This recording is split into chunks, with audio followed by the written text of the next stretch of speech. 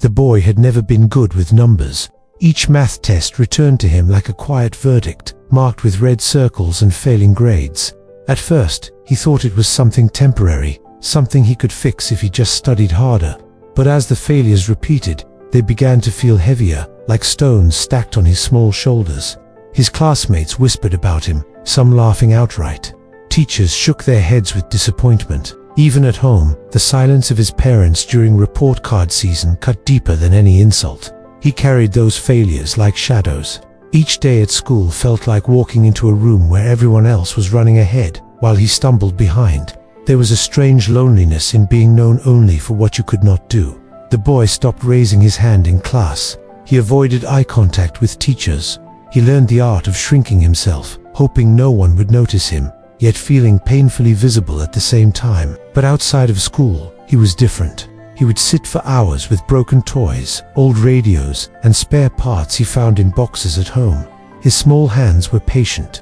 He took things apart, not out of destruction, but out of curiosity. He wanted to know how they lived, how wires connected, how gears turned. In those moments, the red circles of math tests didn't matter.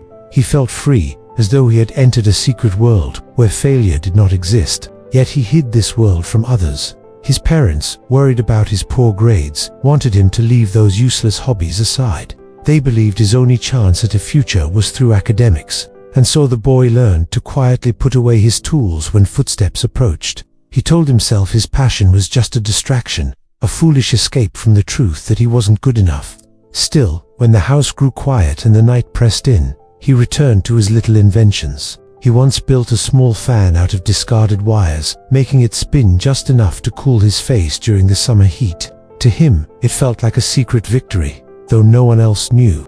Inside, he carried a storm of contradictions. Shame weighed him down, yet sparks of creativity refused to die. He wanted to believe that there was more to him than those failing marks, but the world around him seemed determined to prove otherwise. It was in this fragile space, between despair and hidden curiosity, that his journey truly began. One afternoon, while wandering the neighborhood after another discouraging day at school, the boy heard the sound of tools clinking from a nearby garage. Curiosity pulled him closer, and there he saw an older man, bent over a workbench, carefully fixing an old radio. The boy lingered at the doorway, half wanting to step in, half ready to run away if noticed. The man looked up and smiled. His face was weathered, his hands steady, and his eyes kind. Without asking anything, he simply waved the boy in. Hesitant but intrigued, the boy stepped into a world that felt strangely familiar. Tools hung neatly on the walls, spare parts filled boxes, and the scent of oil and metal filled the air. The man didn't ask about grades or school. Instead, he handed the boy a small screwdriver and said, "Try." That was the first day of many. The old man, a retired engineer, had spent his life building and repairing.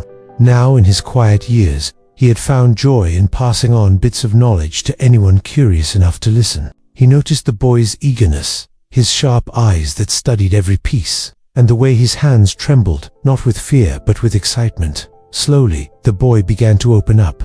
He admitted his struggles with math, his shame, and how everyone around him seemed to believe he was destined to fail. The old man listened without judgment. He leaned back in his chair and said softly that intelligence was not just numbers on paper. Real intelligence, he explained, was the ability to see what others missed, to keep trying when things broke, and to imagine solutions where others saw only problems.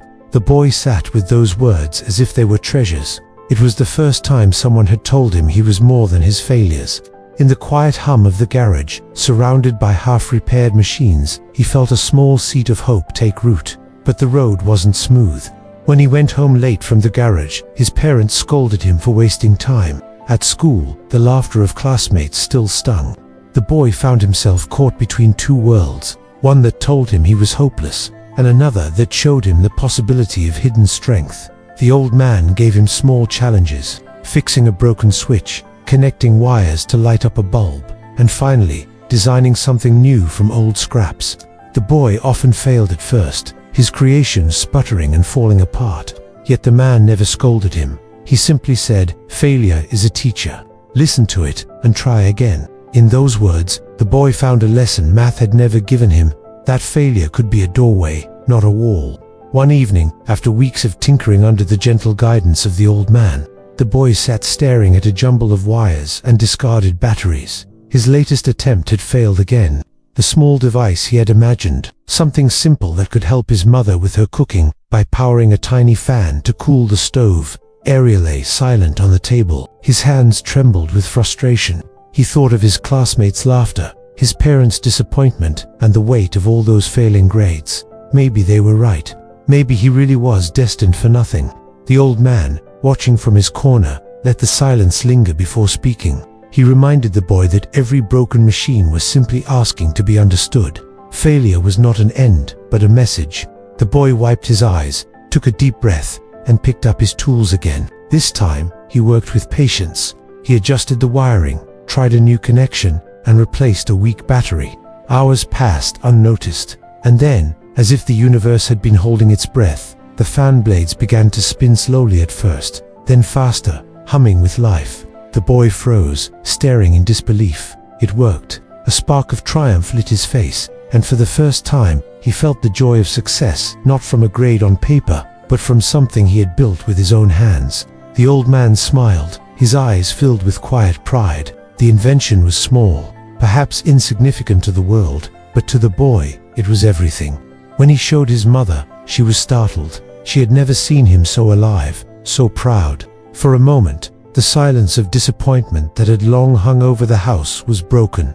His parents began to see that maybe their son's path was different, but no less meaningful.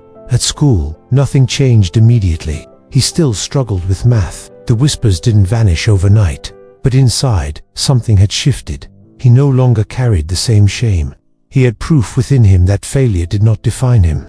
He had learned that persistence, curiosity, and creativity held a power greater than any test score. The boy kept building. His inventions grew more ambitious. Some failed, many failed, but each failure taught him more than success ever could. And with every attempt, his confidence grew. His journey had just begun, but the lesson was already clear. A boy once known only for failure had discovered a different kind of intelligence, one born from resilience and imagination. He was no longer afraid of failing, because he now understood that failure was simply the first step toward creation. Life often measures us by standards that miss our true worth. The boy who failed math reminds us that grades, mistakes, or laughter from others are not the final word. What matters is the courage to keep trying, to see possibility where others see only limits. Failure is not a verdict, it is a teacher, guiding us toward who we are meant to be. If his story touched you, share it with others, leave your reflections in the comments, and subscribe for more stories that remind us all of the quiet strength within.